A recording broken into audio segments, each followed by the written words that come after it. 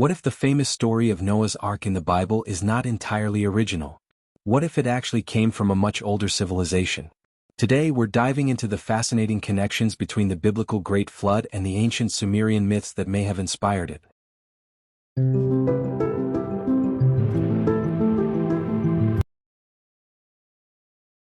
Hey everyone, welcome back to the channel. I'm Earth, and if you love exploring the hidden links between history, mythology, and archaeology, you're in the right place. In this video we're asking, is the Great Flood story in the Bible actually rooted in ancient Sumerian tradition?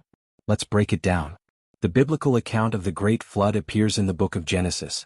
Humanity has become corrupt, and God decides to reset the world with a massive flood.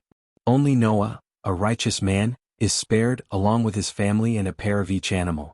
After 40 days of torrential rain, the waters covered even the highest mountains. Eventually the ark comes to rest on Mount Ararat. But here's the interesting part. This isn't the only ancient flood story. In fact, a very similar tale appears in much older texts, from ancient Sumer. Long before the book of Genesis was written, possibly around 1400 BCE, Sumerian stories told of a man named Ziusudra, a righteous king warned by the gods of a coming flood.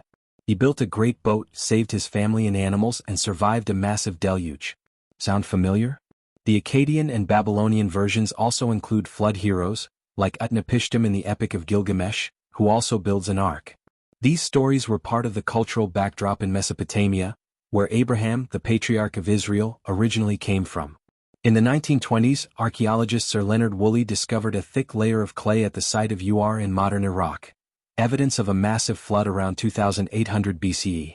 This event likely devastated several Sumerian cities and was passed down through generations in myth. It's possible the people of that time believed the flood had covered their entire world, which to them may have been just the Mesopotamian region.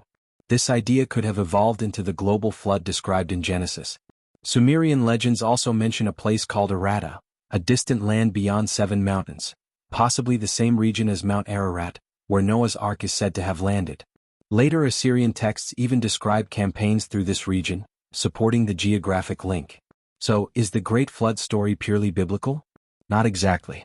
It's likely a powerful blend of real events, ancient oral traditions, and theological meaning, adapted and preserved by different cultures over thousands of years. The Sumerian flood myths give us a deeper understanding of how stories evolve and influence each other across civilizations. If you found this video fascinating, hit that like button, subscribe, and let me know in the comments, do you think the Great Flood was real, symbolic, or both?